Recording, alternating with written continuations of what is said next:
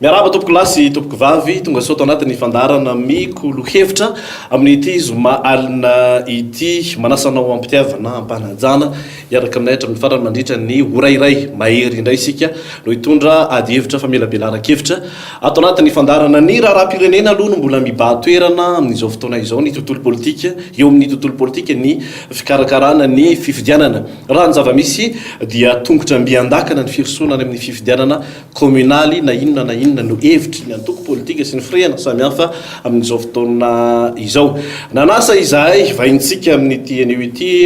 tompona anaikitra maro samihafa ny zananasaina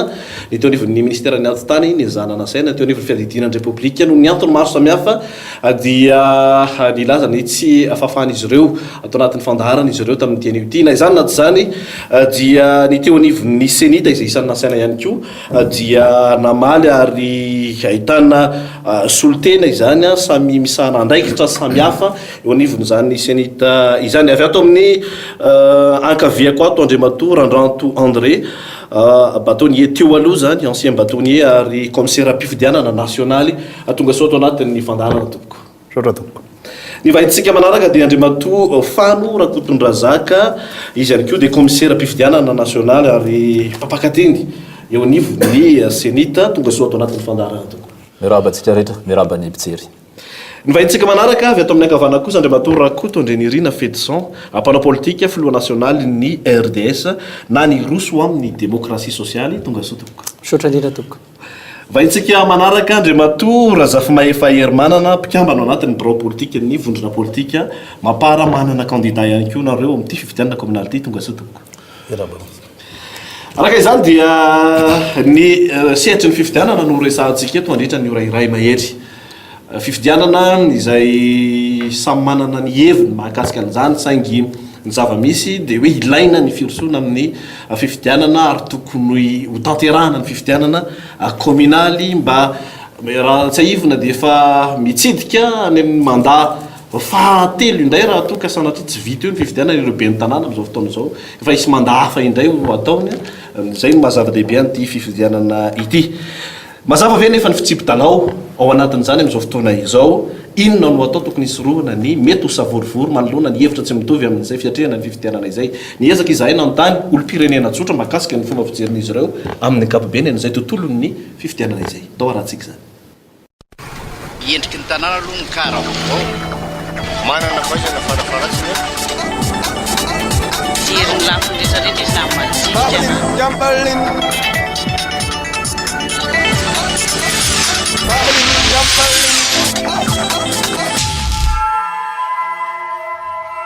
manokana aloha dia samy manana ny heviny izy ireo ary ny vahoaka no madinika no mijaly amin'izao politika famiretana vahoaka madinika izao zavatra amin'izao zao fa tsy dia hoe fifidianana loatra akory no zavatra hita raha amin'izao fotoana izao no jerena satria ny fiainam-bahoaka tena mihasarotra mialafo ny zavatra rehetra izay ilaina amin'ny andavanandro amin'ny fiainana vahoaka tamin'izany dia raha amiko manokana aloha zany fifidianana zany tsy dia ilaiko loatra zany raha mpandiniako azy aloha tsy mazava le fitsipy-talao satria toa miovaova foana le lalàna apetraka amin'ny fifidianana zany Pandehany zany ohatrany misy zavatra tsy milamina mihitsy momba an'io fifidianana io satria le izy ohatrany misy lalàna hovaina maikamaika be zany tsy haiko hoe inona no mahatonga an'izany raha élection maire ohatry zao aloha mety hoe any anatin'ny bureau de vote any mety hoe anina fa raha hoe korotana be anina mety tsy hisy an'izany ka tena ohatrany tsy dia mahay politika loatra tsy dia manaraka akaikin'le politika any tena marina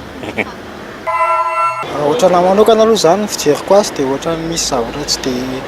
normal loatra le izy satria betsaka zany le zavatra tsy tomombanao amin'le izy ohatrany henoko zao ohatra hoe le bulletin zany ohatra hoe tsy hita ny anaran'le olona le sary fa tonga dia amin'izao fotsiny dia fomba hoana moa ny fidanan'ny olona amin'izany nefa le sary raha tsy hita dia izy no fidinao dia fiainana zao efa ohatra zao ka raha mbola hiditra amin'izay le dia vao may lasa nahirana le izy tokony anaraka zay tena normany tsara le izy fa tsy tokony atao kitoto hoe zany hoe atao tsika raha ny fahitako azy aloha tena tsy manaraka satria ohatra fotsiny zao le bulletin tokana zany tokony hoe asiana sary efa tsy asiana sary zay zao anankiray dia efa zany efa ivaovan'le décret avetivety hoe zao dia ohatrany hoe misy mitady tombontsoa zany raha mifahafantarako azy. Raha fahitana azy a dia ratsy fiaingana satria misy processus io a misy ny alohan'ny élection a dia misy mandritra ny élection dia misy ny aorinan'ny élection ny processus aty alohan'ny élection fotsiny dia efa hita fa misy fanarahan-dalàna be da be engany mba tsisy korotana fa engany kosa mba tsy ataoko totoatra zao io fifidianana io a mba tokony mba samy heritreritra.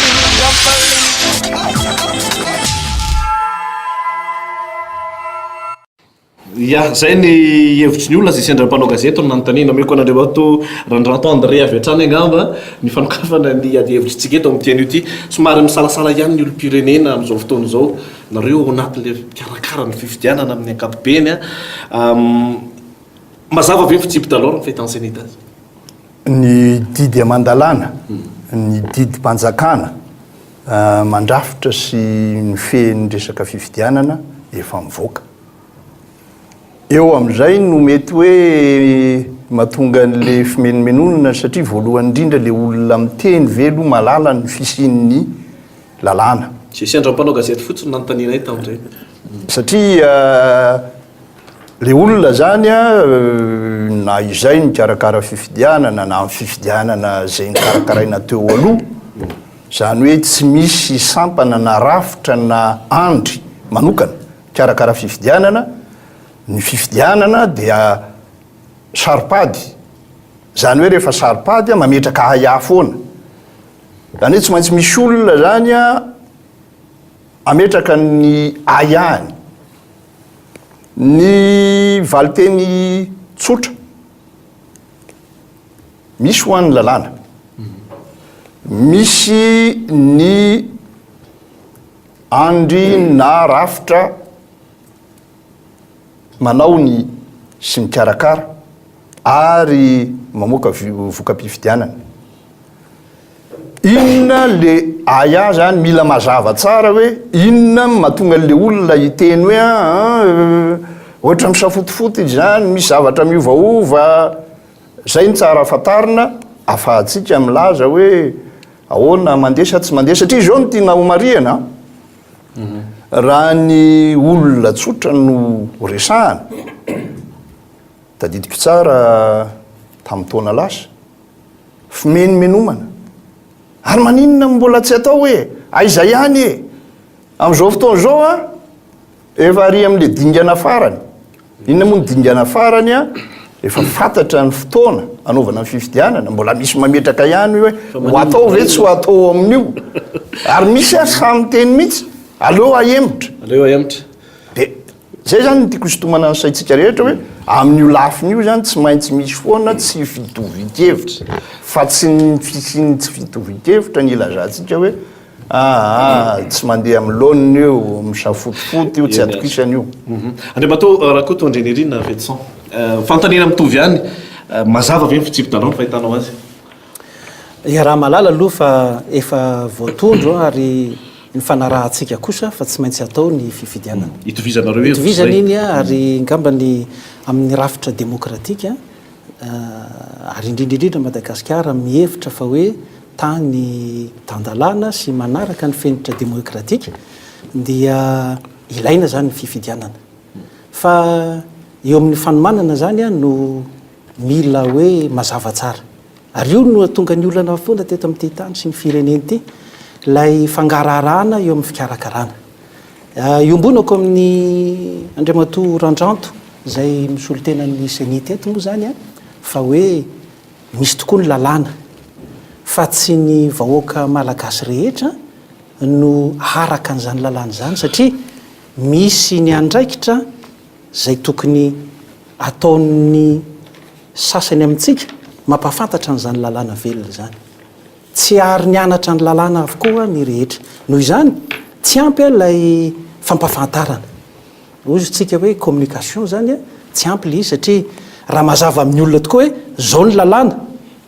amin'ny fikarakarana ny tony fifidianany tony izao ny fanatanterahana azy ataoko angamba fa na misy ary ny tsy vitovikevitra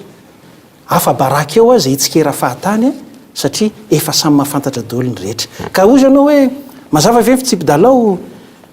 zay ato miroso amin'ny démocratie sociale aloha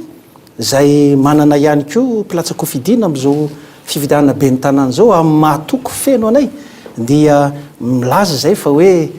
manahirana ny manaraka nylay lalam-pifidianana sy lay hoe fifidianana atao am'izao fotoana zao satria eny ampandehanany eny de miova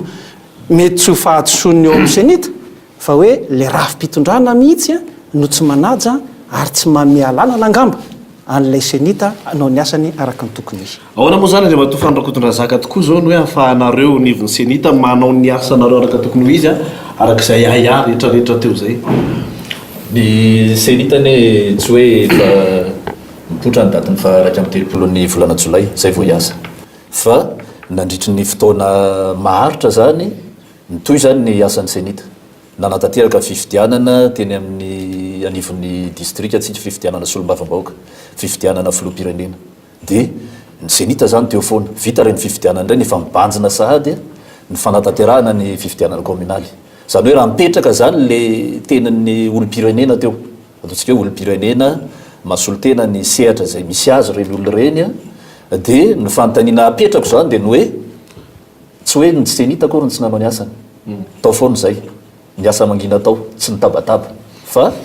ny fanazavana araka ny nambaran'ny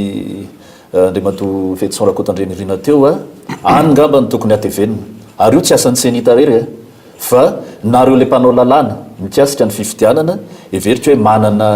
anjara andraikitra amin'ny fanazavana le lalàna na ny mpitondra fanjakana zay mandrafitra ny rijanteny sy mandany azy eo amin'ny filan-kevitry ny gouvernement na filan-kevitry ministre manana anjara didy amin'izay ny mpanao politika zay anana candidat amin'le fifidianana manana ihany koa mitandrify azy fa ny ataoko hoe somary manahirana zany hitana eo amin'ny senita zany zay zavatra zay hoe lany le lalàna avany zay senita ny mpanatateraka tsy zay akory nanao ny lalàna tsy zay manao ny didi-panjakana fa rehefa lany le lalàna ho ampiarina le izy avy eo le mpandany le lalàna zany hoe le taria tsimbazaza zany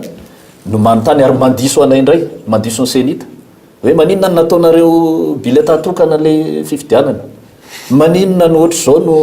fomba natateranareo fifidianana nefa dia lanina avany zany le izy manatateraka zay le senita andriamato razafy mahefa herymanana ampy ve ny fahatokisana ny senita ahafahana mametraka hoe azava ny fitsipidalao zany am'izao fotoana zao manoloana an'izay hoe mpanatateraka ihany koa ny senita ao anatin'le fikarakarana le fifidianana ny zavaratinao mariana aloha eto am-piandohana dia marina tokoa ny voalazanao teo amin'ny teny fampidirana hoe tena miandrandra fifidianana amin'ny vahoaka indrindra fanoloana nireo maire zay efa taona maro no nipetrahany teo kanefa zany maire eo amin'ny tanàna zany dia fototro ny fampandrosoana fototro ny tena atao fitsinjaram-pahefana ary na amin'ny lafiny sosialy na ary ekonomika dia manana ndraikitra lehibe reo maire reo zany tokony hirsoana zany ny fifidianana ino mbola nyrehetra hevitra mbola nyrehetra iny ny manahirana efa fantatra hatry ny ela zany fehiroso amin'ny fifidianana isika kanefa ny zava-misy amin'izao fotoana zao dia manoloana n'lay fikarakarana satria misy ambaratonga anankitelo mazava nge ny le processus électoral dia eo amin'le hoe phase préliminaire zany tsika zao aloha fa tsy amidingana farany araka ny mbolaza teo phase préliminaire tsika zao fametrahana ny lalàna sy ny fitsipidalao rehetrarehetra zany dia eo zany dia zava-dehibe loatra moa amin'ny fifidianana le hoe élection libre zany hoe misy mangarahara zany eo zany dia fovaina sahady le lalàna ary ilay décret mivoaka farany teo moa zany dia inange ny tena mitondra fanafitohinana mihitsy ho an'ny rehetra tokony atao mangarahara vea ny fitsipidalao dia ahoana moa tsy azo avoaka ny sary tsy azo avoaka ny anarany olo latsaka hofidiana zay zany zao dia hoe mirindra mantsy le fazy anankitelo misy le ny fanamboarana ny liste électorale ny fametrahana ny fanarahana tsara ny code électoral sy ny lalam-panorenana zany ireo zany amin'le fazy voalohany aloha dia mbola andeha zany ny fifidianana dia mbola andeha zany ny any amivoka mpifidianana koa dia ahoana moa zany le ary amin'ny farany ary rehefa ty amin'le fazy voalohany misy an'izao savorovory zao mbola tsy resaka ihany amin'ireny hoe fitarazoana amin'ny fametrahana ny CEI na ny fanoloana ny senita zany zarako aza moa mipetraka eo reto namandreto zany ny problema tsy mifipetrahanareo kory fa manaraka ny lalàna ve mbola itoeranareo am'le toeranao am'izao fotoana zao tsy ny problema moa tsy resaka olona mihitsy akory fa hoe raha vo tsy apetraka o tsara tsy arahanao amin'ny antsipiriany le lalàna dia miteraka savorovory zany a eo amin'ny saim-bahoaka ary ny tena hoe ny zavatra tena tiano mariana zany ny sotoavina demokratika amin'ny alalan'ny fifidianana de tokony tandrovana tony ny anak'Andriamaso zany hoe ny fanajana ny lalàna zany a tsy ampianarina an'izany ngamba ny indrindra moa fa ny eo amin'ny senita de tena fantatra fa de maro ny namanao zany ary tena zay de mahita fa manara-dalàna tokoa ny eo amin'ny senita fa ny avaty amin'ny gouvernemanta mihitsy angeny manao amboletra mialatsiny zany fa tsy eo moa zareo amin'ny gouvernemanta ao amin'ny gouvernemanta mihitsy ny manao amboletra manitsakitsaka ny lalam-panorenana manitsakitsaka ny loi organique na ny code électoral zany a zany zavatra zany de tena tsy azo kely ka ao anatin'izay ampiasan'ny senita ao anatin'ny fahalalahana ve le contexte le zavatra misy am'izao fotoana zao andriamato randrato André le hoe lalàna sy le fototra ny poira le izy zany no ozongozonina somary azahoana fanakianana am'izao fotoana zao afaka mipetraka am'le hoe tsy fitanilanana ve ianareo nivon'ny senita amin'ny fanatanterana le izy efa nisy ihany koa le hoe manangona candidat ho an'ny toky amin'ny fitondrana ny mpianatra amin'ny senita sasany io moa zany le fitokisana ny tsirairay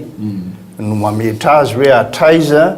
no ametrahany fitokisana amin'ny rafitra misy na tsy ametrahany azy fa za kosa aloha mahatoky fa raha za mpikambanao a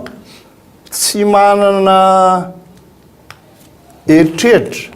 anao tombo siala ka hoe alohatsika anoana mihitsya na anoana ny zaroa tena samino a samylaza fa tsy misy zany ny antony voalohany de tsotra le firafitry ny mpikambana ao anatin'ny senita reo nge niainga tamin'ny fototra samihafa misy ny avy amin'ny fiarahamonim-pirenena misy solotenana antoko politika zay tsy voatery mitovy hevitra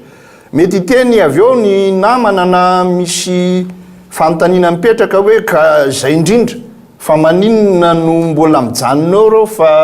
tsy ovana maninona tsy nametra-pialana sy natsapatena rehefa hoe tsy ao anatin'ny lalàna tsony eo tsika ny iresaka azy ka inona moa le atao hoe ao anatin'ny lalàna sy tsy ano anatin'ny lalàna voalohany indrindra ny lalàna ny fehan'ny senita tompoko dia atao anatin'ny tetezamita za tsy hoe ametsy ny tetezamita fa matoa misy ny tetezamita de nisy zavatra tsy nylaminy io de iny ny everina zany fandaminana nisy ho an'ireo tompon'andraikitra ara-politika maro samihafa hoe aleo ametraka rafitra anao ny fifidianana ny ohatrany adino manko ao anatin'le hoe ianareo fa lany andro tokony atsapateninareo mametraha fialana tsy de azoko loatra aloha satria ny any azoko sotomona aloha voalohany indrindra misy lalàna nge tsy zahinona nanao azy le atao hoe tondro zotre izy io tamin'ny voalohany fifanarahana ara-politika avy eo navoaka ho lalàna rehefa navoaka ho lalàna izy de milaza mazava tsara hoe misy andry mihitsy ny nanaovany azy a zay apetraka isahana fifidianana anankitelo ny filohan'ny republika ny solombavam-bahoaka ary fifidianana mibe ny tanàna sy mpanolotsaina ao amin'ny munisipaly zay zany tsy mibody toerana fa lalàna aloha ny nametraka an'io raha izay faharoa mazava tsara ao anatin'ny lalàna mifehanay fa ny filohan'ny republika ny manatsahatra anay amin'ny asany de eo ny tsy azoko misy filohan'ny republika zay voafidy ara-dalàna zay nandray anjara ikarakarana amin'ny fifidianana mba tsy hisy fanakanana momba n'izay rehefa tsy manala anay izy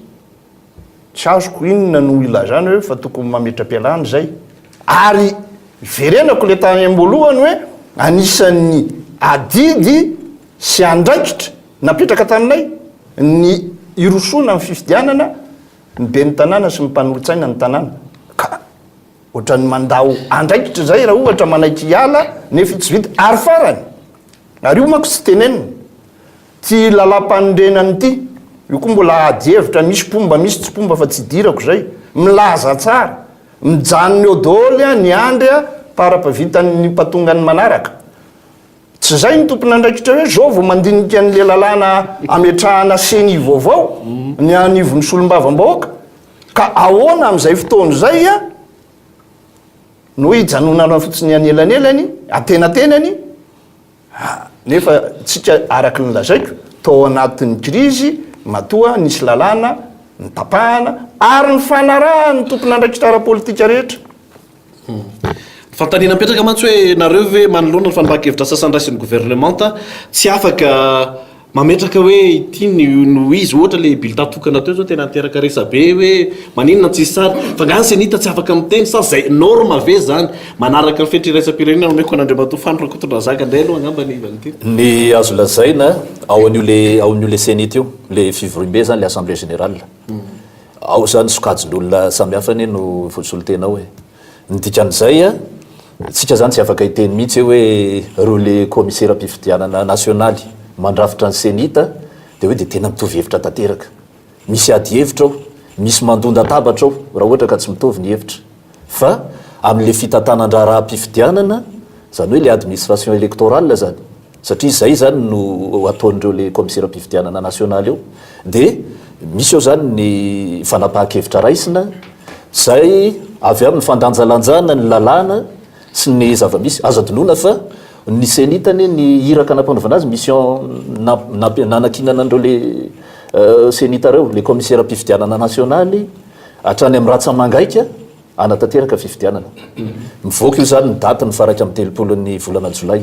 anaovantsika fifidianana eny anivon'ny commune missionnaire zay reo anatanteraka fifidianana rehefa natao ny ady hevitra de hoe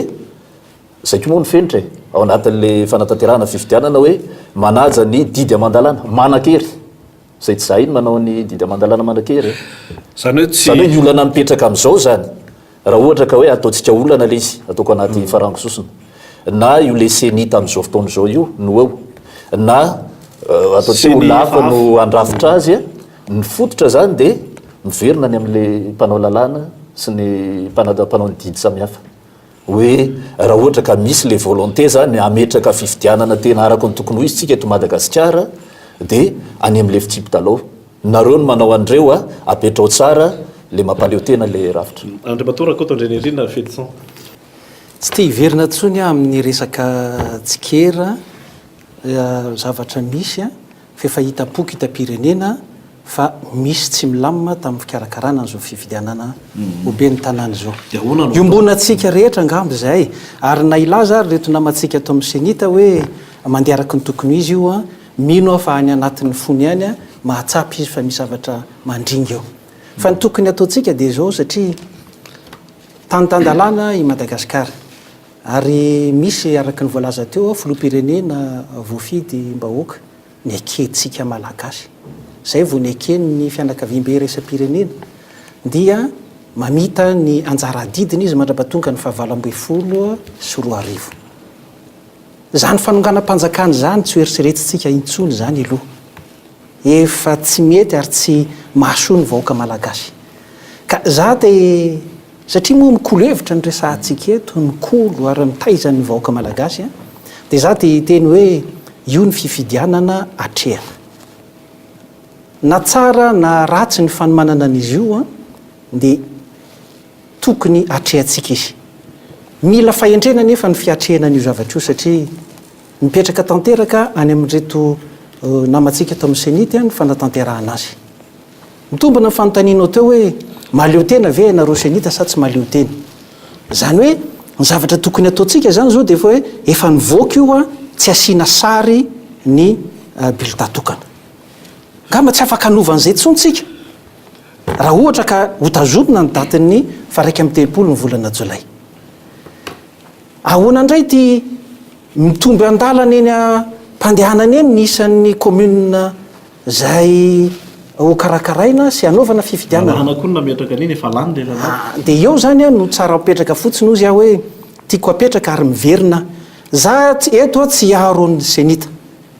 ny marina foana fa rehefa dinihana l izy a ay mena ambany menaka izany ny senita aza menatra ianareo a miteny an'izany satria izao ny matona atsangana n'le hoe komisiona manokana anomana ny fifidianana maleo tena dia nidikan'izany a tokony tsy atehitra amin'ny fitondrana zay misy na iza fitondrana io averiko na iza fitondrana io ka migaga ankehitriny raha ohatra ka hoe nisy lalàna zay efa nife ary nitondrana fifidianana na ny filoha-pireneny fifidianana zay solomavambahoaka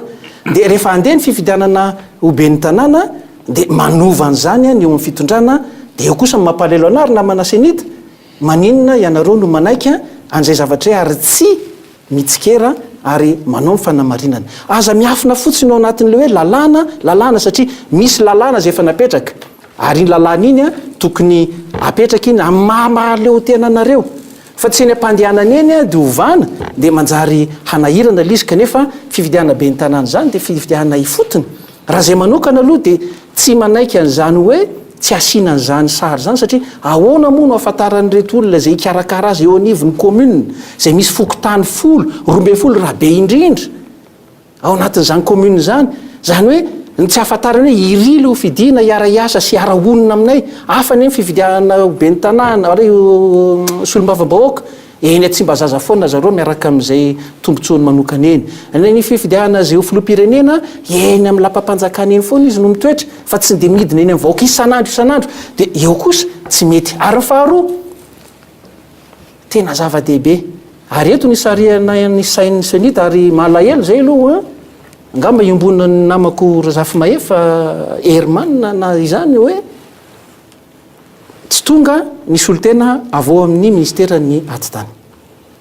ahafahana mahitraka tsara hoe inona reny nanarenana ny zavatra tsy nety a nataonareo a ka mampijaly an'izao senita zao ankehitriny a tsy ahafahany miasa araka ny tokony ho izy zay ny zava-dehibe fa manjary lasa izy mirahalahy reto no iandrian'ny rihatra ka manjary lasa manahirana izy fa zao ny tena zava-dehibe fifidianana communal na municipal zany a mifidy mera zany hoe mifidy be ny tanàna kanefa koa mifidy ireo mpanolo-tsaina communaly na municipaly zany hoe rehefa andeha zany le fifidianana tsy fantatry ny vahoaka akory zany hoe izare ireo mpanolo-tsaina ao amin'ny commune na ao amin'ny commune amindreny vohatra zay anara-maso ny asan'ny lehibe ny tanàna tsy fantany akory azo amena fitokisana avereo sa hanao daniny kibo ohatra ny fanaon'ny sasany koa lay be ny tanàna reo aveo ka zay tiany atao no tanterana ameko mahagalao nareo amaly mihitsy aloha fa maninonareo tsy miteny maninona tsy manao fanamariana ao zay dia mantovy fiantsorakotany ny any fomba fijery zany hoe zaraiko amintsika rehetra amin'ny mpijery atsika zay zany le fitsipy-dalao io ny kianja efa voalaza mazava tsara ny fitsipy-dalao fanaraka aminy a zany hoe manoloana le hoe aizy zany lalana isy atsika amin'izao fotoana izao dia mametraka adihevitra moa zany Andriamatoa Fedson teo ny amin'le hoe tsy fahafantaran'le olom-pirenena zany le olona hofidiny dia eto zany sady manararoatra no misarika ny sainy rehetrarehetra hoe le bileta tokana ny ho le tsisy sary io e bileta tokana ny tsisy sary fa reo le candidat ny mpanao fampelezan-kevitra afaka mametraka ny sary zay tiany apetraka amin'ny afisy ary voatery izy ataontsika hoe voatery tsy maintsy andeha andresy lahatra hidina mihitsy zany hiatrika le vahoaka afantaran'le vahoaka hoe izy avy moa zany le candidat zany mitondra nyty sary ty zay le izy satria raha ohatra hoe hojerentsika fotsiny amin'izao hoe zay zany le fitsipy-dalao dia mipetraka zany tsika vao maitry tsika apiditra le olom-pirenena amin'le tsy fahafantarana le zava-misy fa le candidat zany tsy maintsy midina nareo mandresy lahatra amin'ny mpifidy anareo amin'ny hevitra samy hafa fa tsy hoe ho amidy fotsiny zany le dia mahafinaritra mihitsy aloha ny courage politique n'Andriamatoa Fanondrakotondrazaka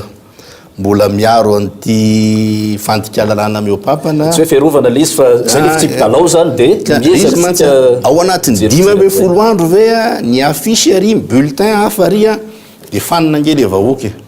ary io angesy dia zay hoe tsy li zany dia izy zany tsy problème an'le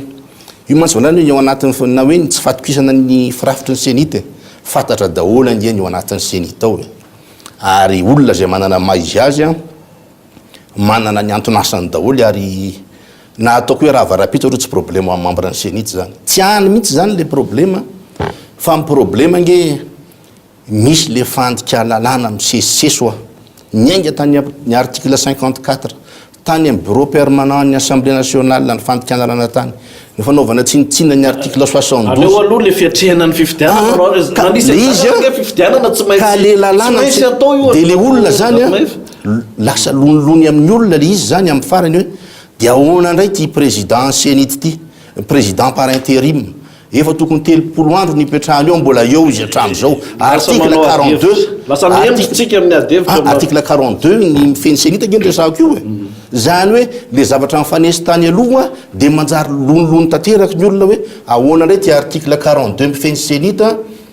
rehefa tsy afaka manao manatanteraka ny asa ny président senita de misoloteranazy a ny lehibe indrindra vice président fa ao anatin'ny 30 andro de tsy maintsy apetraka andray zany de zay zany tsy voadika ndray article 42 de ny zavatra mitranga farany teo teny amin'ny anteny mera-pirenena de hitanareo koa ngambany efatra amin'ny volana décembre ve mipetraka ny tolo-dalàna de am'izao indray ny gouvernemanta de mbola milaza hoe momba ny CEI zany de ozy gouvernemanta alao ahempotra aloha satria mbola hodiniana tsara de nandritry ny firy volana anao de tsy afaka mandinika zany maninona nandray anjara fifidianana nareo raha ohatra tena maloto ohatr'izay le izy ny olo-pirenena ne mijery koa de mba iolo zany eo senitany eo ny fifidianana irsona tsy maintsy atao ny fifidianana erahantsika miombony zay de ny fandraisany anjara amin'ny fifidianana de hafa mihitsy ndray problème zany hoe raha andray anjara amin'ny fifidianana zany zahay de tsitsikerany zavatra tsy mety zay zany le hoe zavatra misy contradiction zany terinao zany andriamantora kotomanatso mandray anjara zay ny nametraka an'io fitondrana io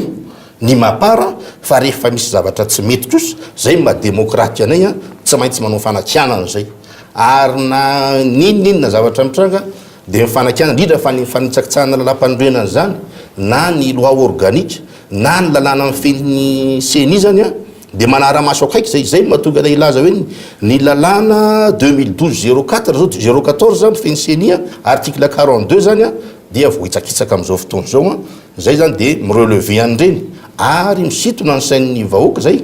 ary misitona koa ny sainany fisainan'ny communauté internationale hoe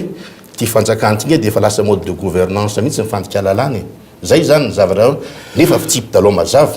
amina tany démocratique amina république zay hoe tianao stable raha tianao stable zany ny république de ny lalàna arahana amin'ny atsipriany araky mbola ary arahana ary tandrovana ataony anak'andriamaso zao zany de voadikadika de zay ny mahatonga hoe mana zay e am'lay vahoaka zay fa mba miandrandra fanovana miandrandra fandrosoana sanatry tsisy mila an'izany tsika izy korotana sanatry tsy miditra mikorotana indray ny savorovoro de inona moa ny zavatra hitranga ozytika ndray andriamato Fedson de rehefa avy eo andriamato Randranto André iombonako angambany aloha ny ayahan'ny namana mpanao politika atao amin'ny mapara satria tsy mazava tokoa le fitsipidalao ary rafitra démocratique antytsika apetraka eto a Madagasikara de tsy hoe akory miara miresaka amiko eto dia iombokevitra aminy a fa rehefa aradrariny a de arovana zay ny joroko nadritra ny taona 20 matraka tonga ankehitriny a miaro an'izay aradrariny zay sendran'ny tsirarany zareo mapara ankehitriny a za akory tsy hanao hoe sakohanareo zay sanatria fa hita kosa fa mampalahelo ankehitriny hoe ohatra ny armada tsy afaka niazakazaka nametraka ny andreo zay ho kandidany no lay pitsopitsony kely fitsakatsakanana ary zay antoko roso amin'ny démocratie sociale ary moa de tratran'izany ihany koa satria misy amin'ireo zay kandidanay ohatra zay ampitahorona de nanjary tsy nasa nilatsaka amin'ny anarany antoko fa voatery ny latsaka amin'ny anarany antoko zay manaraka ny fitondrana zavatra ohatran'izany lay hoe fitondrana tandalàna no tiatsika apetraka eto Madagasikara fotoanan'izao re tokony amirenatsika indray an'izany hoe andeha ajaina ny lalàna io lalàna fototra io na lay lalam-panorenana zay fiditsika tamin'ny 14 betsaka ny zavatra tsy mety ary mandringa ao anatiny kanefa io aloha zany zao ny iainana ary ajaitsika mandra-pahatonga nylay hoe fiovana zay oetitsika eo sofa nisan'iny le hoe resaka teny amin'ny vato iny momba n'ilay hoe fiampiavana-pirenena moa zany nangalana ny hevitry ny olona maromaro mety nandresy lahatra ny eo amin'ny fitondrana hoe ilaina zany ny fanovana an'io lalàna fototra io kanefa mandra-panovana io lalàna fototra io a dia tokony tokony tanterahana ary ajaina ny lalàna ary eo ny tsy ombonao-kevitra kosa amin'le hoe tokony ovana ny senita satria le senita efa tafiditra tao anatin'io lalàna fototra io a fa mikarakara an'ilay fividianana zay filoha-pirenena sy olo-mavambahoaka are be ny tanàna tondrozotra zay efa navaditsika ho lalàna dikan'izany a aza laniana andro amin'izany kosa aloha ny olona fa hoe ilay hevitra dia tsara le hoe andao ametraka an'le CEI zay moa izy a CEI ary zary tena hoe mangataka mihitsy hoe mba hameodika mitovy re zay mba handinianay hitondranay fanampy kevitra raha ohatra ka ilaina na hanoananay azy a fa saingy zao efa mirosotsika aloha amin'izao fifidianana zao a dia andeha tanterahana le fifidianana malahelo ao a hoe tsy afaka nanare anjara tanteraka araka ny tokony ho izy ny armada ary nany mapara ary ohatra mbola misy an'iny olana iny zay mbola tsy fanandarahana andalàna ihany koa ataony ministeran'ny atitany tsy miaro ny mapara averiko indray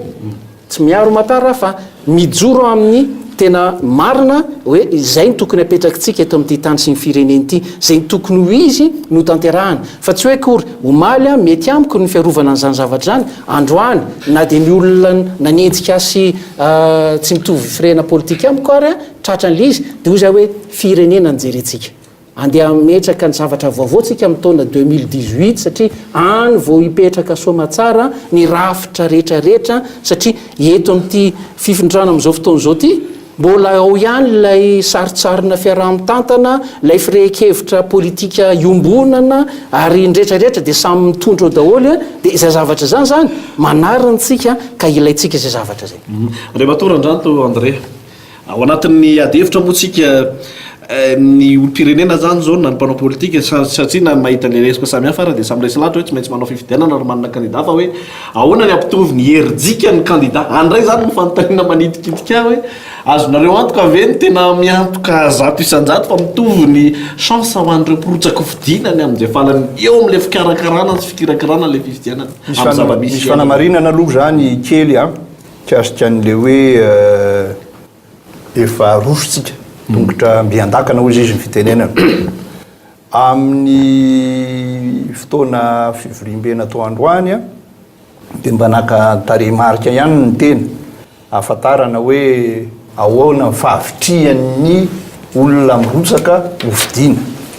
7,7 ao anatin'ny commune 5,9 no mirotsaka io tarehimarika io afaka olazainy io hoe tena n'olole zavatra tsy ara-dalàna na mampisalasala dia vitsy io afaka isy laza hoe farafahakeliny io zany inge raha io no arahantsika misy kandida telo na kandida efatra isaky ny commune zany kady tsotsotra fa tsiditra am'zany adevitra zany a fa ny mbola iverenako dia tsotra ao anatin'ny rafitra na ambaratonga aviana any amin'ny fifidianana misy anjara asa samihafa eo manko sitomako ny sain'ny mpijery sy ny mpiaino amin'le hoe enareo ve maleo tena sa tsy maleo tena zay tompoky dia malatena amin'ny fanapahan-kevitray maleo tena amin'ny fomba fiasanay fa zahay a tsy fanjakana ao anatina fanjakana fa mazava loatra lalàna dia tsy maintsy ny solom-bavam-bahoaka ny didim-panjakana tsy maintsy ny mpitondra fanjakana nareo manatateraka manao zay atomombana fifidianana miezaka zay a miaraka zay manko ny tsy divilizako hevitra loatra le hoe tsy mazava amin'ny fitsipy-dalao ka misy fitsipy-dalao akoatra ny lalàna sy ny didim-panjakana ny ady hevitra mipetraka fotsiny dia hoe aradrariny tsy aradrariny mety sa tsy mety eo nareo politika manao an'izay tandrifinareo mikasika an'izay hoe aradrariny sy tsy mety aminareo na tokony hitondram-panovana fa zahay tompoko mialatsiny tsy mialokaloka mihitsy fa tsy afaka andeha mihoatra n'izay satria raha izay indray amorona lalàna vaovao akoatra ny lalàna voafidy na zay indray amorona fitsipika akoatra ny didi-panjakana tsy eo ve ny rehetrarehetra vo hiteny hoe tena tsy izy mihitsy reto senity reto a satria izy indray lasa manao lalàna manao fitsipika zay zany mba tena tianay apetraka fa zay tsy miaro na hoe makafy na makato tsy anjaranay zany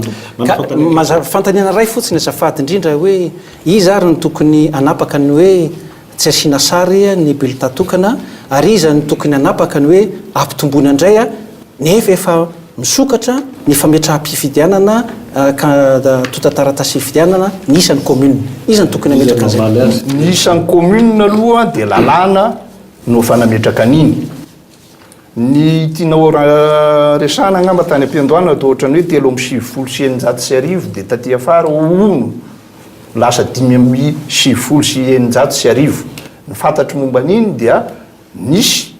mivoaka tany amin'ny gazety officiel zany milaza hoe nisy erata raha tsy hitako moa ny tena zavatra nitranga tany amin'ny fifidianana anatrihan'ny solom-bavambahoaka ny le lalàna inona no azoko lazaina fa matoky ava matoa natao erata dia nisy erata zany zay no mahatonga an'izy hoe tsy mitovy fa naninona tamin'ny voalohany 3 faharoa 5 satria nisy erata zay angamba tsy zay satria io ny rehefa sotomina mipitsopitso ny bedabe no tsy fanarahan-tsainy ka zay zany zay ady hevitra zay aloha zay eto amin'ny senita tsy dia hiditra amin'izay loatra mikasika an'le hoe ny bulletin tokana efa hatramin'izay nge nanapahakevitra momba ny bulletin tokana satria ny heverina fa mba hitoviny rehetrarehetra ary zay tsy ndriko tsara le fampiasana bulletin tokana zay le fampiasana bulletin tokana dia eo tsika zany hiditra amin'le hoe misy sary tsy sary anarana misy moa le lazain-dralahy hoe antoko-panjakana famarinana sy tsy famarinana tsy ana fa na le lazaina fa antoko-panjakana na le olona toko ivelan'ny fanjakana mitovy ange izy zay mitovy reo samy tsisy sary ka eo zany ady hevitra misokatra hoa tanila ve zay tsy niteny araky ny filazanareo a fa aiza moa nafantaranareo niteny zay sa tsy niteny fa zany angamba tsy ady hevitra apetrakytsika eto za somary ala kely am'le ady hevitra momba ny didy mandalana samihafa fa te hampanao atsika zany solomasona senita hoe tsika zany ikarakara le fifidianana efa mipetraka ny chronograma samihafa io ifanekena fa tanterahana fifidianana ny daty efa mivoaka fa raika amin'ny 30 ny volana jolay dia ao anatin'le fandraisana ny atotataratasy filatsahako fidinitsika reo le candidat reo efa nisy nametraka ny atotataratasiny dia rehefa aveo dia hoe tsy zay fa zao indray no atao dia iova hevitrytsika dia rehefa aveo indray zany dia zao indray no izy amin'izay fotoan'izay za milaza amintsika fa vao maika korotana any amin'le fandraisana le atotataratasy filatsahako fidina fotsiny azo adinoina fa tamin'ny taona 12 efa nitsiasitsika natateraka fifidianana ny anivon'ny commune efa nisy ny olona tao nalotsabola tany amin'ny tahirim-bola mpanjakana io zany le caution le hoe fampandraisana anjara ny candidat amin'ny fanontana ny bulletin fa hatramin'izao ny mbola tsy voavaly olany nisy andreo le nandrotsako reo ka raha amin'izao fotoana izao zany tsika no andeha amboly olana hafa indray zany aty amin'le fandraisana ny atorataratasy filatsahako fidina za milaza amintsika fa na ny faraka amin'ny 30 ny volana jolay na no amin'ity taona ity mety anahira izay kosa angamba ny tsy ametrakolana ny amin'izany ary tsy hitaky mihitsy ny hoe avereno indray ny fametrahana ny atotataratasy fa ny antony nanontaniana anareo mirahalahy misolotena ny senita amin'izany zavatra zany mba hahafahatsika manitsy ary mametoky araka ny tenin'ny Andriamatora Zafy Mahefa teo hoe mbola vo andiany voalohany zany zao ny vita hiditra amin'ny tena fifidianantsika sy ny aoriana ny fifidianana aiza ny toky omenareo fa dia angarahara tokoa ary tsisy tebiteby fa dia tena zay safidim-bahoaka marina tokoa no ivaoka ao zay zavatra zay zany ny tianay mba amenareo toky izahay mpanao politika mba hahafahanay mananatra mampianatra ary indrindra koa mety mampionona sady andreo zay ho candidanay satria mety tsy azavany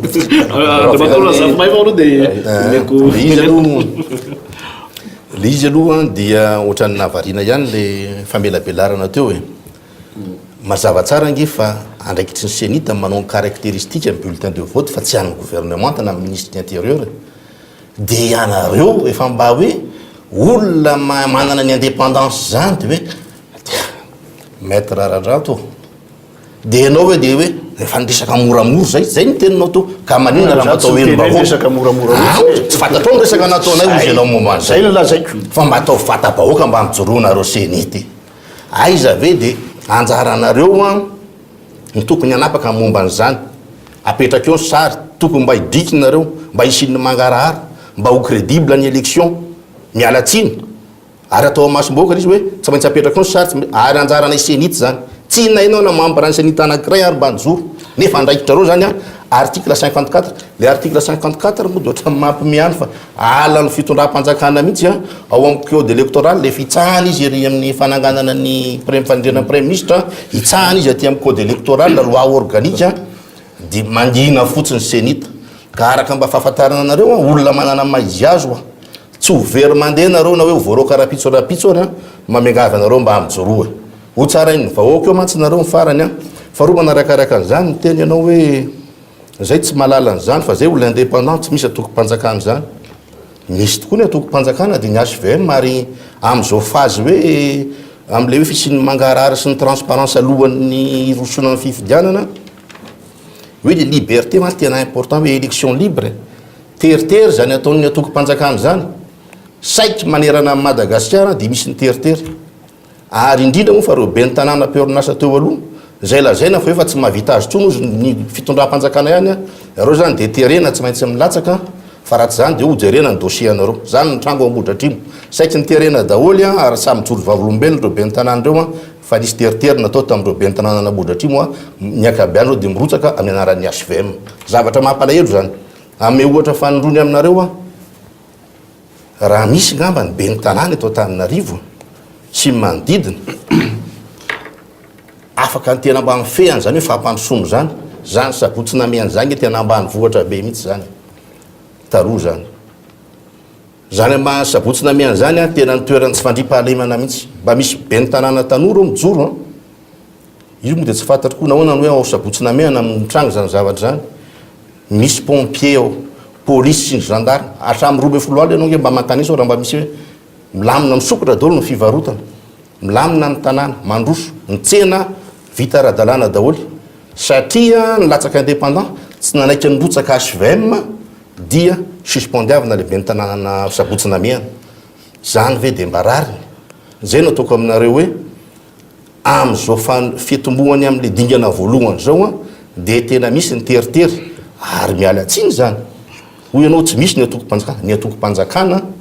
io manao terovaimanta manao teritery eny ameko fitenena ny relateur-andranotolandray de manaraka azy le izy enge mikolo hevitra ozy izy ianao misy lafy tsara ny mikolo hevitra misy lafy ratsiny satria raha anao araky ny fomba fitenenana malagasy hoe ikabary ambony vavahady eto fotsiny tsika tsy hampandroso inininy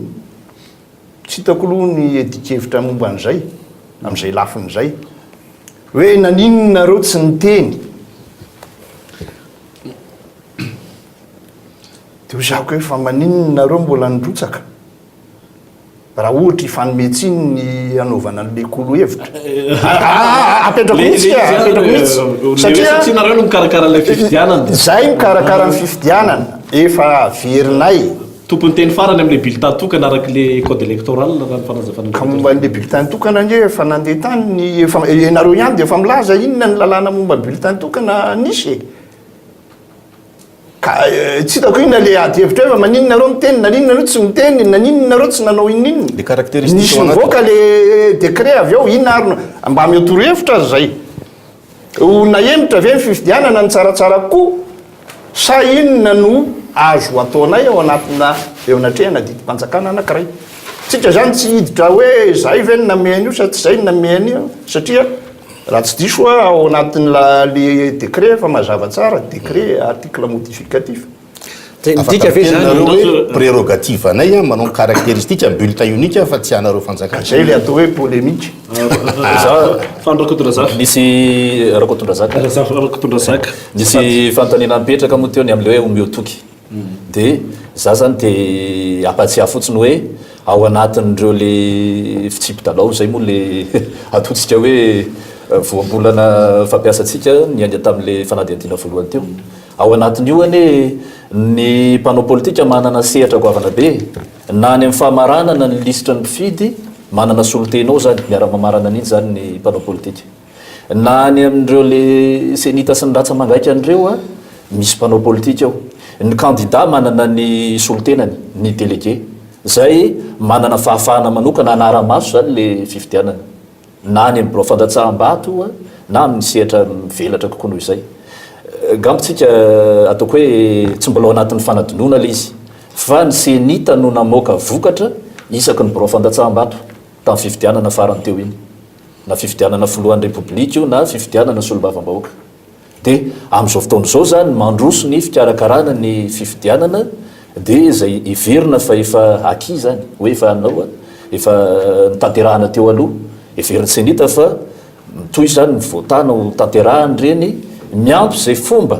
ahafahana manatsara le fikarakarana le fifidianana. Zay ngamba ataoko hoe amin'ny ankapobeny ihany ny fotoana moa tsy azontsika hoe ivalaparana fa anisan'ny toko zany zay amin'ny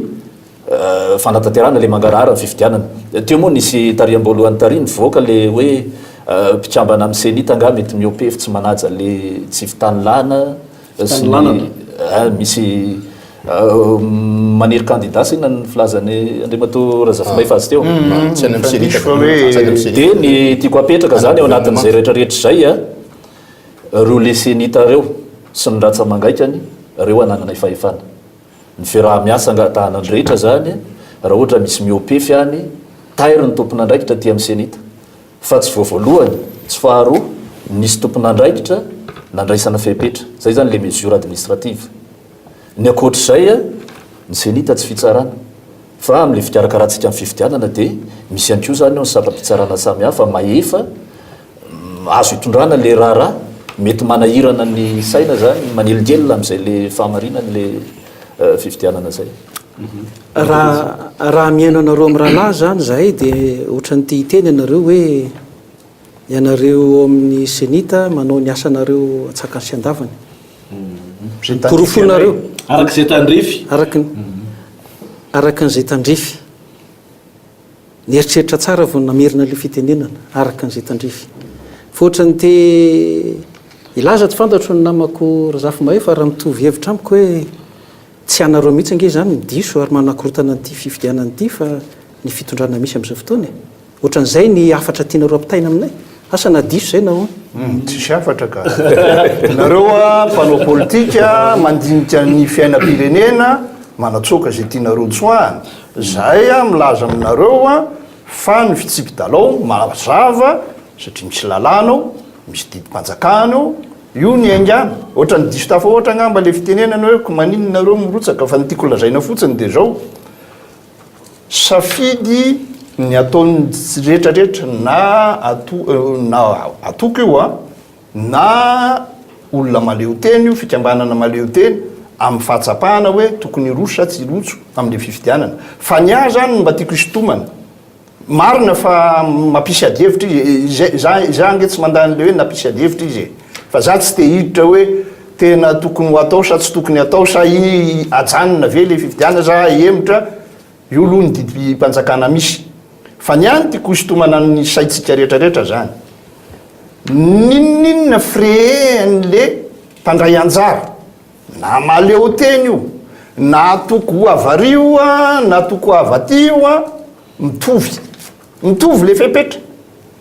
fepetra fa tsitsy hoe misy mahazo tombony amin'io na misy sanatria matiantoka le sary gne samy tsisy sary ka eo zany tsy de azoko loatra mety satria le sary raha manana tsisy sary mety anzafady Andriamato Rakotomanatsoa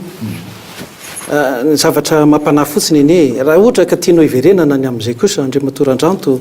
ho sahirana eto tsika satria zao ianareo to misenitany no rehefa nilaza ny to amin'ny fitondrana fa hoe tsy ho asiana sary indray ty bulletin tokana ty dia ianareo to misenita mihitsy nilaza hoe mba hampiena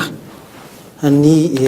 fandaniana iza taminay to misenita aloha azafady fa io manko manahirana be rehefa manao laobary andasy ohatran'io ianareo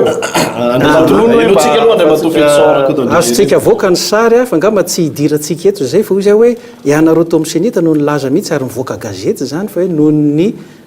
mba ampiena ny fandaniana satria mbola tsy ampy ny vola hikarakarahantsika n'izao fifidianana zao dia zay ny antony nahatonga aniny tsy fasiana ny sary iny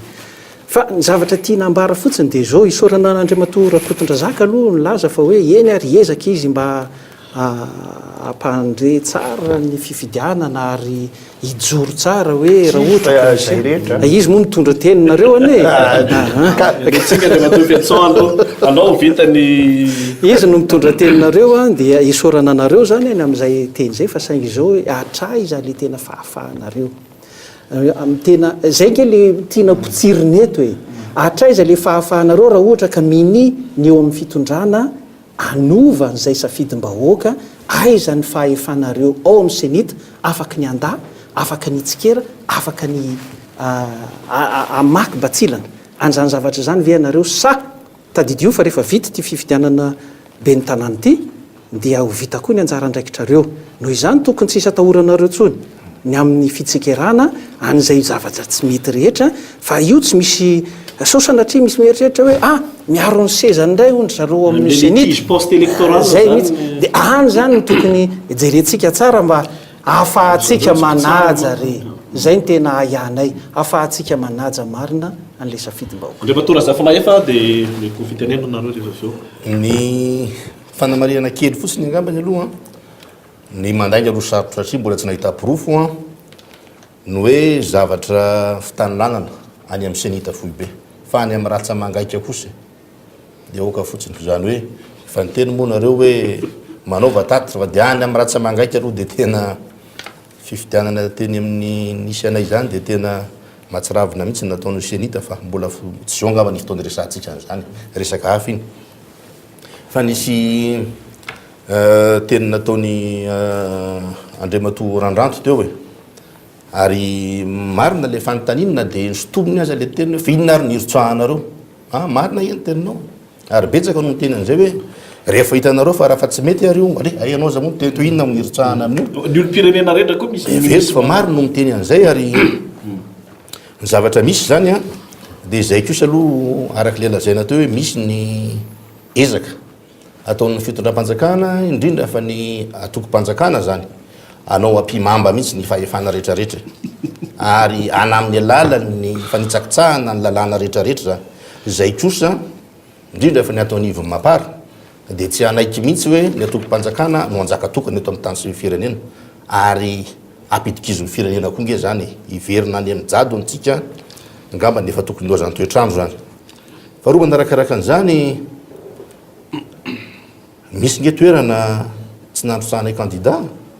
ohatra eto Andrenivohitra ny antony dia mazava loatra ary mbola verenako ny fanazavana hoe na dia nisy ary ny fikasana ary kandida faran'izay tena enjana amin'izany hoe fitantanana commune zany kandida faran'izay manana traikefa amin'izany atao hoe resaka fampandrosoana resaka aménagement du territoire ary era amin'ny Madagasikara ary dia nampitolagaga ny maro ny asa vitany trano mora ny hôpitaly manara-penitra ataon'ny sinoa ny lalana maro hafa ny sekoly maro trampokon'olona tsy voatanisako eto zany eno lany tao anivon'ny alliance tambodivony fantatrareo ngamba nytiako lazay n'Andriamatoa ajandrana Anarivelo ary izy mihitsy tamboalohany nefa hoe ho atolotra kanefany mba fanoerana ary le fanaovana tsinitsinina sy le tsy fisian'ny fanajana ary le fanelingelegnana zay natao dia niemitra izy ary efa zay moa nambarako hoe mba satrinay mihitsy izy mba hitondra fanazavana mazava mihitsy hoe inona nampiemitra azy fa izy no efa laniny be sy maro tonga indray ny dingana faharoa ny angavo indray ny alliance tambodivohina zany hoe mirosay ianao Andriamatoa andry ny Irina Rajoelina. Izy moa rehefa nahenao an'izay dia hoe nandinika tokoa izy tena mila fanavotana ange fa mbola mitoetra Tananarivo ny crise ara-tsosialy, ny toe-karena, ny savoritaka ny lalana, ny loto sy ohatsisy ohatr' zany. Resaka fampandrosoana dia mijaly mihitsy mivoaka ny Antananarivo. Raha ny toerana tokony efa misy azy na ny andraikiny amin'izao fotoana izao tsy dia manana fotoana amin'izany izy nefa ampanatretena ny nanekeny. Inona ny zavatra mitranga? Ty moa dia tsy misaraka amiko mihitsy ty ary tena mangidy mihitsy ny lora rehefa ministre intérieur mihitsy mandefa taratasy any aminy manao hoe manambara amin'ity rafitinina hoe régulariser aloha ny situation anareo au niveau mampara. Zany hoe tsy en règle zany ny mampara araka ny voalaza ministre intérieur. Mitsabaka ao anatin'ny raha tokantrano mampara mihitsy ministre intérieur 10 andro alohan'ny fametrahana ny taratasy mpifidianana. Zany hoe dembararina. Zay nataoko hoe anahirana ihany ke fandehan'izy ty amin'ity zavatra ataon'ny fanjakana ty raha tsy mitandrina tsika zany dia nyzao hoe dia efa zao sady ny tsy fanajana sy korotana petraka. Zay nataoko hoe anahirana ihany ny tonga enga neka tsy tonga amin'izany tsika. Mbia io motoizana le tantara nisy-Andriamatoa Sara Georgette zany re hoe nsaika hirotsaka dia niemitra izy tamin'ny ora farany koa noho zay antony rehetrarehetra zay rehefa nandinika sy namakafaka dia misy ny sakatsakana ary manisy amin'ny malala an'izany indrindra angambany amin'le hoe sakatsakana ataon'ny ino zany ny atoko-panjakana indrindra fa ny mpitarika an'io atoko-panjakana io dia afaka manontany amin'ny PDS ny Asin'Andriamanjato tsika izy vao nametra-pialana farany teo inona ny antony ialany dia azava amintsika angamba fa eto zany dia misy tena manao didiky felehibe ary raha matahora ary mandika lalàna mandefa taratasy manafotoana ohatran'izao miditra amin'ny rarahana toko zany rehetrarehetra zany tsy azona ekeny eo anivon'ny mampara. Ny fantanena amin'ny senita amin'izany rehetrarehetra zany dia hoe ahoana le azon-damosy ny senita araka le fantanena napetraka Andriamatoa fety son teo mahakasika an'izay mety ho tranga iseho anatin'le fifidianana sy aoriana. Ahoana ny fijerenareo azy amin'le seza apetrakareo seza avo ty mitsoro tsara zay sa tongilangilany? Andriamatoa izy aloha le fanakanana hoe sarotra be zany ny idiranay satria zay everina tsy any amin'izay lafon'izay zany voaray ny fanakanana mikasika an'le hoe mety misy maningana any amin'ny rafitra ivelan'ny fohy be zany any amin'ny Ratsamangaika ny angatahanay akitso-po dia mba lazao afahana mangalatra makafepetra ahoana ny fahafahanareo mihetsika ao anatin'le vanim-potoana anaovana le fifidianana sy ny fanisana vato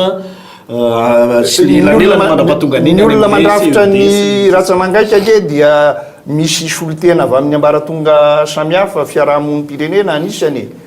tsy dia sarotra no maka fanapahan-kevitra analana ny olona zay maningana dia anoloana azy mbola voasolo zany zavatra ny taratasy fandefasana azy hoe rehefa mandeha mihitsy le fifidianana ao anatin'le fifidianana mihitsy satria vita le fifidianana mantsy dia ny senita zany ny azonay horesahana angamba dia zao hoe ny senita mbola veriko ihany tsy hanao tombo sy ala ary afaka mijoro zay solotena eto fa tsy atahorana sanatria ny valim-pifidianana tsy mifanahaka amin'ny safidim-bahoaka tsy sy atahorana zay ny fanomeza toky azonay omena. Raha ohatra hoe somary hojerentsika maika fotsiny le circuit zany amin'le vokatra eo averiko ihany aloha fa ny senita zany namoaka vokatra isaky ny Fantatsambato tamin'ny farany teo. Zany hoe inany avaly olo-pirenena zany manaraka hoe tena le vokatra tany amin'ny Fanisambato tokoa ve no nivoaka rehefa nivoaka ny vokatra vonjomaika satria ny vonjomaika ihany moa no azon'le senita tao. Dia le amin'le circuit ao anatin'le Fanisambato ao nefa misy lamina napetraka mba hitandrovana an'izay le hoe mangarahara tsy tokony hiova zany le vokatra. Dia na ny mpanisa vato ny scrutateur ny kandidany no manolotra an'ireny. Ny candidat zany avany zany ny délégué ny candidat ny tokony hanolotra an'ireny le sokajilona reny. Rehefa atao mangarahara paille be maso zany io dia amin'izao moa manararoatra hoe misy an'le enveloppe inviolable. Zareo ampasem zany dia efa hiantoko amin'izay zany amin'ny fifidianana ho avy io miaraka amin'ny bulletin unique sy le PV autocopiant. ny solotena ny candidat azo dika amin'io le PV autocopiant io ahafahany zany manaraka le vokatra azony tany amin'ny Fandatsahambato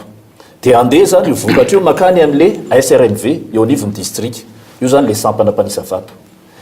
misy magistrat zay isaky ny commission électorale de district le vao mira misana fifidianana eo amin'ny district zany mpitrambanao zany io fa izy no filohan'le SRMV reo zany no ikirakira le vokatra eo amin'ny district dia amin'ity moa mampiavaka azy hoe rehefa miala avy eo amin'ny district zany eo amin'ny SED SRMV le vokatra dia makany anivon'ny renivohim-paritany satria ny voalaza ny fitsipy-dalàna dia ny commission électorale régionale zany no mikirakira miaraka amin'le avy aty amin'ny senita foibe dia mamoaka ny vokatra vonjimaika amin'ity zany mifepetra-ndraisina hoe avangongo eo amin'ny renivohim-paritany zany reo le mpikirakira ny vokatra reo ahafahana mamoaka ny vokatra zany hoe raha izay rehetrarehetra zay azo raha maso tsara eo le circuit zany miainga avy any amin'ny senita fa za ty isitona ny saitsika rehetra indrindrindrina moa zany reo le anana candidat ny fiaraha-miasa azo apetraka ny anaraha maso an'le izy omeo fiofanana le délégué inona ny zavatra tokony ataony délégué mba ho tena délégué tokoa fa ny zava-misy io zany milohan'le circuit any amin'ny fanisambato ianao ve mety ino hoe anahoana ny mety fomba fihetsiky ny délégué zany hoe nitranga zany tamin'ny fifidianana farany teo tonga ny fiodinana faharoa olona anankiray sady délégué ny candidat anankiray délégué ny candidat anankiray le lafi-kiavana ihany koa zany ao anatin'izay rehetrarehetra zay rehefa ao arafitra ny PV dia tsy sarotiny mihitsy zany le délégué amin'le fanaraha-maso fa azy vita eo zany dia efa ino no voarakitra tsoratra mandeha amin'le circuit zany hoe raha io rehefa voapetraka ny PV raha isin'ny senita tanana ny fikirakirana ny PV ny atao tantaratasy sy ny vokatra samihafa za tsy teny hoe tonga lafatra fa azosika esana zany io amin'izao aloha fa le fiaraha-miasa petraka dia any amin'le fijoroantsika rehetrarehetra mba ho vavolombelona zany mba ho sarotiny raha misy tokoa ny zavatra tsy mety any ho sarotiny ary ijoro amin'le tsy fanekena le mety ho fanodikotonana ny laninany raha fitina dia hoe azo atokisana ny senita zany amin'ny rafitra misy amin'izao fotoan'izao andriamatoa zafimay fa dia raha mihaino fiain'ny andriamatoa fanondrakotona zaka fa dia tena mamy be mihitsy ary tena hoe tsisy atahorana tsoro mihitsy zany ny hoe ny fanangonana ny vokatra sy ny rehetrarehetra any zavatra ary tena za aloha manino mity izy mahatoky ny honnêteté anao zany ary mifantatro ohatry ny ela ary hitako anao tena sincère mihitsy miresaka le problème ange tsy dia tena any loatra zay andriamatoa fanondrakotondra zaka fa io zao misy violation amin'ny loi organique article 54 tsy amitelonareo ino zao mivoaka ny ino moa zany zao le décret mamoa fahady iny tsy nandry anesapeo nareo tany ambadibadika angamba nety nisy feo zy moa ny namanaran-drato taty ka andeha zany zao fifidianana ny vokatra any amin'ny anao amboletra ndray zany satria efa fantatra ke zany ny chef district ny chef de région ny maire efa manomakomana ny amin'ny atoko-panjakana anao amboletra ndray anao tervaimanta ndray ny alabato efa misy manomakomana any zany efa fantatra ke zany dia samylaza ave nareo amin'ny lalafa dia saijoro nareo senity dénoncé an'izany raha nyfainona ny resaka reo teo nge mbola tsy ohatrany tsy manana fahasahina amin'izany nareo ary matahotra an'le fanjakana mihitsy nareo zay nge ny zavatra ohatrany hoe manahirana ny vahoaka indrindra fa zay mpanao politika aminareo senity ny honnêteté anareo tsy remettre en cause an'izany zay tompoko miala tsiny miala fondro mandainga raha manao an'izany hoe mauvaise foi raha ny remettre ny honnêteté na ny intégrité ny senita foy be zany fa raha tonga tokoa io zao fanao ny fitoram-panjakana amin'izao fotoana zao nandritry ny heritaona sy tapany tsy misy afa-tsy amboletra fotsiny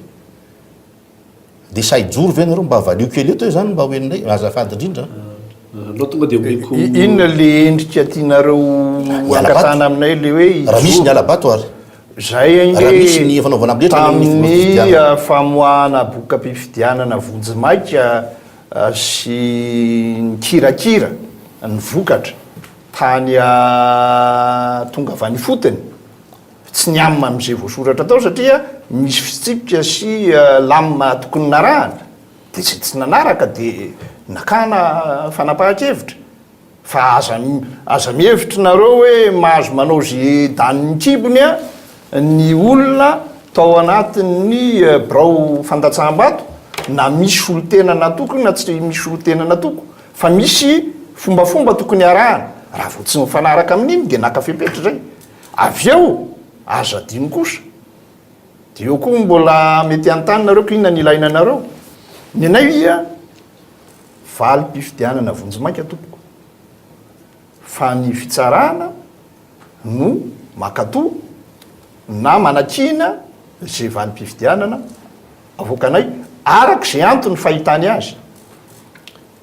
izy mantsy fa zay vonona tsy hoe vonona koa fa nisy zany hoa tsy nanao ino mozy tao ninakambolony fotsiny a ny zavatra atolotra anay zao mantsy ny zavatra ohatra manahirana am'le resaka hoe tsy fampatoky ve sa ifampatoky mahatonga anay mananafikarakarana teknika aloha no any amin'ny senita teknika mantsy le diro koa zany lafiny teknika mantsy araky ny voalazanandray matofanorakotondra zaka teo de misy ambara tonga maromaro va tonga ty am'le hoe voka mpifidianana provisoire zany misy dingana maromaro zavatra ohatra malasy eritreritra nge de zava-misy eran'izao tontolo zao lasa ny resaka hoe resaka teknika moa ny resaka fandrosoana ny internet ny resaka communication ny téléphone portable efa afahana nge tonga de mahafantatra eo ny eo mivoka mpifidianana le jour même ny élection fifandraisana efa aingana be am'izao fotoana zao a io zany de mbola fa maninona izy ty mbola ary eny ampandehanana eny mihitsy nge miova le vola mpifidianana voka mpifidianana indraindray ame ohatra anareo a ary mialatsiny mirere ampanatretena ny tena fa mba namita hiraka mirere ampanatretena tany Afrika Atsimo miaraka tamina membre atao aminareo ny tena tadidiko moa de madame Sidonie tamy volana mai 1 élection communale tao amin'ny nanaramaso ary samba nanany tana bureau de vote moa tao amin'ny bureau de vote ny Ramatoa Nelson Mandela mihitsy zay no napetraka mo tsy napetraka fa sendrasendra le izy de ny zavatra nagaga ny arivan'iny a am'le stade couvert mivoaka eny amin'ny écran eo daholo ny solotenan'ny candidat rehetrarehetra zany a ny antoko politika rehetra de efa samy mandry aloto mivoaka eo amin'ny grand écran olo izy ny andro ny ariviny any ary ny apitsony iny efa hitany tendance manerana au niveau national l'Afrique du Sud nanatrika an'izany ny membre atao amin'ny senita satria nainfluence senita tam'izany fotoana ary tany miaraka taminay ahoana am'izao fotoana zao a angamba ny ataoko hoe mandondombaravarana kely nareo de efa men'ny Afrika Atsimo ny teknôlôjia an'izany raha tsy manantsika fa ty zavatra amin'ny train ty zany a ohatra manahirana ihany le izy ka zay aloha de tsy mahatokony raha ny fiatsiny atoko mpanjakana am'izao fotoana zao de miala tsiny a fa tsy mahatoky velively zay sao de mifampitantara ohatra moa tsika ny andray ny hitako tany Malawi satria no mihita hiraka zany nanara-maso ny fifidianana tany Malawi ny any Malawi indray zany rehefa vita le fifidianana de miditra anao le tompony andraikitra amin'ny fifidianana manisany vokatra de tsy mikorotana ny olona zany hoe tiako apetraka ao anatin'izay le fifampatokisana ihany koa zany tokony hipetraka fifampatokisana voalohany indrindra ary ho antsika eto Madagasikara zany tsy vitany hoe fifampatokisana fotsiny fa le lalànany eo manome zo atsika le mpifaninana ny candidat hoe afaka tsika manara-maso an'le vokatra iny a mahazo PV tsika manatrika le fanisambato sika afaka manoratra ao amin'ny PV raha toka misy ny zavatra tsy araka ny tokony ho izy a de toy izay hatrany le izy fa io marina hoe senita mikarakara ny fifidianana fa ho atsika ne tsy hoe ny olo senita ihany vao miala amin'ny bureau fandatsaham-bato ny vokatra de le chef fokontany miaraka amin'ny lehibe filohan'ny bureau fandatsaham-bato zay tsy mpikambana ao amin'ny senita de le délégué ny candidat reny koa zany manaraka azy afaka manaraka mizotra eny makany amin'ny SRMV tonga ao amin'ny SRMV le izy mifamoivoy ngambontsika fa nahitany le fiasan'ny SRMV fa ny solotena ny antoko politika na ny candidat mifamoivoy ao ary iny ary mosomary ohatrany nahatonga olana kely satria voahelykely la zareo le ao amin'ny SRMV am'le betabe zany le mandeha na mpanara-maso ny fifidianana na ny délégué ny candidat de rehefa aveo a tonga any am'le traitement le vokatra amoana vokatra vonjimaika rehefa aveo moa fitsarana ny farany araka ny manamafotsy misy fanamarinana kely fotsiny matiko apetraka ao anatin'le andikanany valim-pifidianana zany a le hoe PV autocopiant telopolo ny isan'ny PV afaka hozaraina dia eo ny olana satria le fanakanana mora fa na ny fiarahamonim-pirenena manaraka ny fifidianana dia afaka amena an'izay satria telopolo zany be da be raha ohatra tsisy afa-tsy telo na efatra ny zay raha tsisy afa-tsy efatra ny olona mpandray anjara ny efatra mahazo a dia avy eo le ambara tokony mahazo a mbola misy ambony be igny fa eo zany ny olana za tsy mametsiny fa zava-misy apetraka daholo ny fitsipika na ny lalàna afahana tena manara-maso na ialana amin'ny tsy mangarahara fa ny olana zay zava-misy le olona tsy ampy angamba tsy fantatro tsy dirako zay fa zay ny antom-pisinay manana olona isaky ny bureau de vote fa raha mba manana ohatran'izay daholo ko ny rehetrarehetra candidat sy ny na ny mpanara-maso fotsiny ary tsy mipetraka angeny olana misy original dia autocopiant rehefa tsy mitovy io dia maka fepetra zay ilazana hoe tsy mandeha ty fa rehefa tsy misy le izy dia manahirana tsetsetretratraritra fotsiny hoe miresaka ambola tabatra ihany tsika aloha eto mandeha tsara izy da mbola tabatra fa eny amin'ireo commune miisa 570 ahoana ny fitrangan'izany ary izay zao ohatra dia efa nanana zay zavatra zay tsy navelan'ny solotena ny senita nanaraka an'ilay fanasana vato ohatra ny délégué dia tsy afananoatra moa satria matahotra satria hoe io zany tokony andraikitreny tsetratretsa tsy atra iny fa hoe zavatra ohatra zany tokony jerena fa fanontaniana telo ny tiako hiverenana apetraka aminareo senita mba ahafahantsika miroso sy mifametoky amin'izao zavatra izao voalohany misy an'ireo le hoe commune anankiroa zay nampina raha misy amin'ireo antoko politika na fikambahana na miakina na tsy miakina dia andray anjara ary satria to efatrandro sa 5 andro meloa tamin'ny andro famaranana n'ilay fametrahana ny atota taratasy vao fantatra fa hoe misy commune anankiroa ambony ony any amin'izany any mananjary zany tsy fantatra koa raha izy le izy mananjary dia zay zany zavatra anaky ahoana zany raha mba te andray anjara zany ireo olon-kafa ireo ahoana ny fomba farafitarana le izy zay inona ny fipetra ndraisinareo amin'ny senita ny faharoa satria azovana ihany zany any ampandehanana ny fitsipidalao so dia mbola afakadinihina ny hoe inona ny fetra ny vola ampiasaina ho amina propagandy na fampelezan-kevitra ary ny fahatelo maro zany ireto mpifanina filatsaka fidina satria communal ny roesahatsika ahoana ny andaminana ny hoe tsy so dia tokony isokatra deny zao sahady ozy nareo moa amin'ny fito amby roapolo ny volana me ny voaka ny listra ofisialy dia orinan'io ahoana no tokony hanokafana sady ny aina manjery eo amin'ny fitondrana za tsy miteny hoe isokatra sady ny fampahelezan-kevitra fa mba ampahafantarana ny hoe izao ny isan'ny reto antokony latsaka inona avy ny fehi-kevitra inona ny firehikeviny inona ny zavatra hoentiny mba dia satria eo amin'le aina manjery eo amin'ny fitondrana mantsy dia ilay misy antoko sasatsasany mety mahazo avarapatana eo mety tsy hidiranareo zany ny any aminareo any amin'le 12 andro anaovana ny fampelezan-kevitra no andaminanareo azy fa amin'izao fotoan'izao so dia mba tsara kosa ny mampafantatra hoe tsy dia tena le loko ohatran'izao tsony ngeny tena tokony ampahafantarana manokana fa misy loko hafa koa tokony ampahafantarana manokana ary ny farany dia hoe ny resaka momba ny ahoana ny fomba tokony hidirantsika amin'ny hoe fampahafantarana anyreny sary famantarana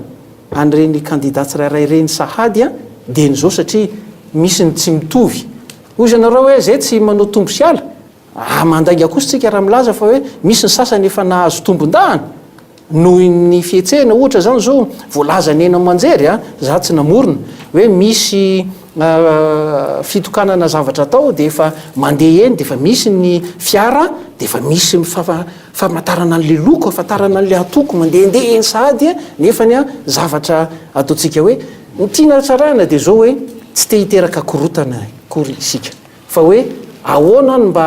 ampitovy saranga sy ampitovy nyrehetra amin'ny herijika mba hahafahana hoe tena le safidim-boaka marina no tanteraka misaotra tompoko efa miazakazaka be fotoanatsika miomana fandraisam-pitenenina faraparany daholo tsika angambany asesiko ato aminareo dia mamarana azy ianao andriamatora zavomahefa sady mamaly fanontaniana no mamarina misy lafiny anankiray le hoe amin'ny aino amanjery aino indrindraindrindra mpanjakana misy fandarana hoe zoan'ny mahiratra ahafahany senita mampita vaovao ataoko fa tsy olana ny ilazana an'izay le tahety zay hoe mba ilazao a firy ny mpandray anjara avaizaba ny mpandray anjara le logo moa tsy ho azo lazaina eo ny afaka tenenina mbava ihany fa iny ny amin'ny TVM ny namako fano rakotondrazaka angamba no afaka anamafy mombany hoe ny fanarahana momban'izay fa azo raisina somatsara zany sosokevitra zay mba ialany yaya mikasika ny hoe sanatria manao tompo sy ala izahay dia ametoromarika ny ratsamangaika zay tena azo atao hoe eny fotony ary tomponandraikitra voalohany amin'ny mampandeha araka ny tokony ho izy ny fifidianana izahay dia tsy maintsy anao zay ifandraisana amin'ny tomponandraikitra isanambaratonga mba ialany olona mpifaninana ny ayazy mety hipetraka adidy andraikitra zay atao avy eo ny tomombana sy tsy tomombana io maso mahita samy manany fijeriny fa niezaka ho atao a dia tsy sin'ny fimenomenonana ary anatotosana amin'ny atsakany sy ny andavany ny adidy sy andraikitra napetraka taminay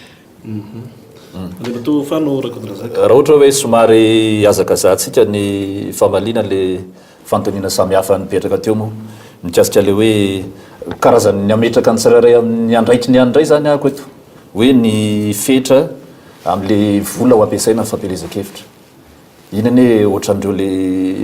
didy amandalana samihafa reo tsy senita zany no andeha metran'izay fa rehefa da adopté zay da lany zay a manatanteraka manara-maso zany ny senita le mikasika ny hanokafana ny aino amanjery iny moa efa fitakitsika mpanao politika hatramin'izay iny le haino amanjery mpanjakana ny an'ny senita zany de le fitantanana tsy sin'ny fitanylanana fitongolanana mandritra le feptaona anaovana le fampelezan-kevitra de rehefa ho avoaka moa zany ny listre ny candidature retenu le candidature votana zany amin'ny fahafito amby roapolo ny volana may farafatarany de aorin'izay zany farafatarany ihany koa tsy maintsy manatanteraka le antsapaka ny senita ahafahan'le candidat mampiasa reo le haino amanjery mpanjakana reo eto zany misy tsetsatsetsat tsy aritra hoe ny haino amanjery mpanjakana ny voaresatsika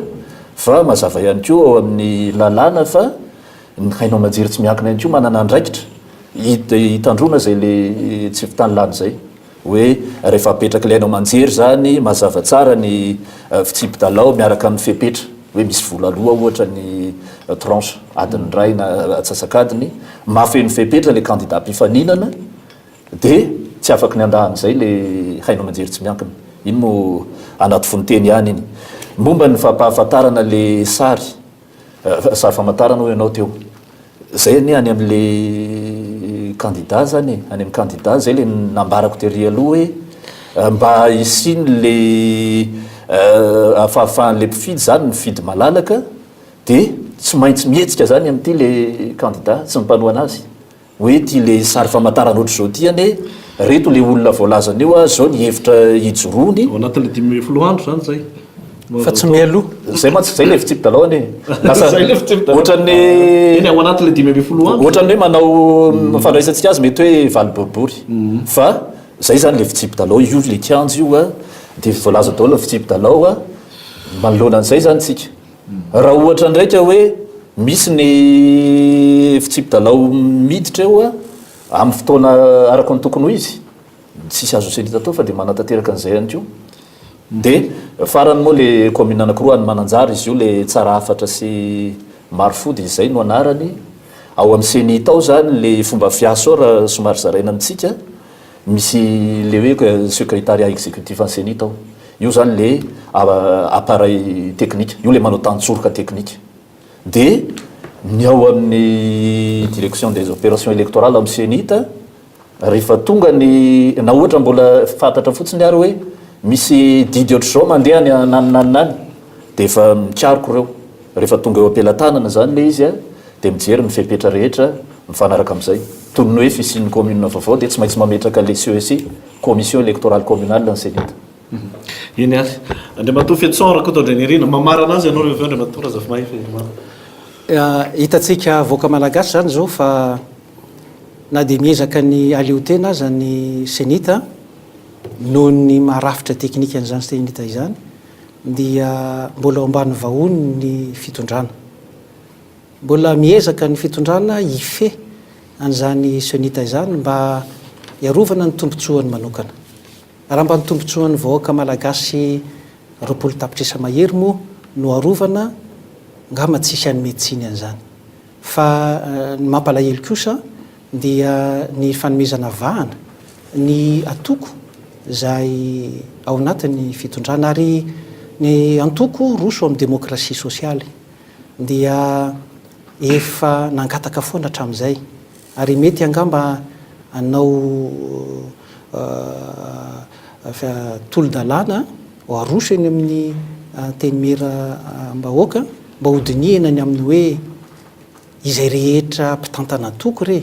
ka mandray anjara ao anatin'ny rafitra mpanatanteraka mitondra n'izao firenena zao dia tsy tokony hitazona an'izany rafitra antoko izany intsony fa na misafidy izy mijanona ho lehibe n'antoko na ho mpikambana raha maharitra an'izany antoko zany na misafidy izy ny anatanteraka ny asam-bahoaka dia izany hoe fitantanana ny firenena tahaka ny filoham-pirenena. Zavatra mampalahelo ny zavatra ohatran'izany satria tsy afaka ahafahantsika mametraka an'ilay tena hoe fenitra demokratika eto amin'ny tany sy ny firenena. Ny fifidianana communal tsy maintsy andeha revoaka malagasy. Ny zavatra tsy mety be da be kanefa kosa tsy ireny no ataontsika sakana fa ny zavatra tokony ataontsika dia hoe inona no fepetra raisina mba tsy hiverena n'izany zavatra tsy mety izany tsony ary afatra amaranako azy no apetraka amin'ny fitondrana. Aza atao tsony re ilay zavatra efa fanao ratsy hatramin'izay teo amin'ireo fitondrana ny fandimby. Rehefa tsara ny asanao eo amin'ny zany mampitondra anao eo amin'ny firenena izany dia tiany vahoaka ianao, tsy mila tereny zany vahoaka zany fa misafidy ianao ankitsirana, ampitiavana. Fa aza terena kosa izany safidy zany dia izay mba tiany apetraka mba tsy hiverena n'izany korotan'izany tsony mba hisiny ny fifantombiasa mpahefana indray. Misaotra tompoko. Fitiantsika Andriamatoa Razafimahitsy ny teny fodefo moa zany dia le hoe mba hisiny ny fitoviana eo amin'ny mpalatsaka ho fidina. Ny zavatra iseho zany zao dia ampahafantarina antsika vahoaka malagasy ihany. Misy zany zao ny atokony fitondrana dia efa farafakeliny zany eritaona sy tapany no efa nahitana ny sary famantarana ho andry zareo. Misy koa zany ny antoko tim dia efa timo io sary famantarana azy isa angamba izy io amin'ny vola 50 000 efa amataona maro amapolo taona nahitana ny sary famantarana ny tim ka hoe hitovy daholo ny candidat indépendant sy ny candidat mpanjakana sy ny mpiaradia amin'ny tim zany sarotra ho anay ihany no ino an'izany fa na izany na tsy zany ny teny fodefo ngamba ny teny olazaina hoe efa tsisy maniran'izany korotan'izany ntsony zao na savorovory zany efa tena ao anaty fijaliana lalina mivoaka malagasy na izay dia tena tsy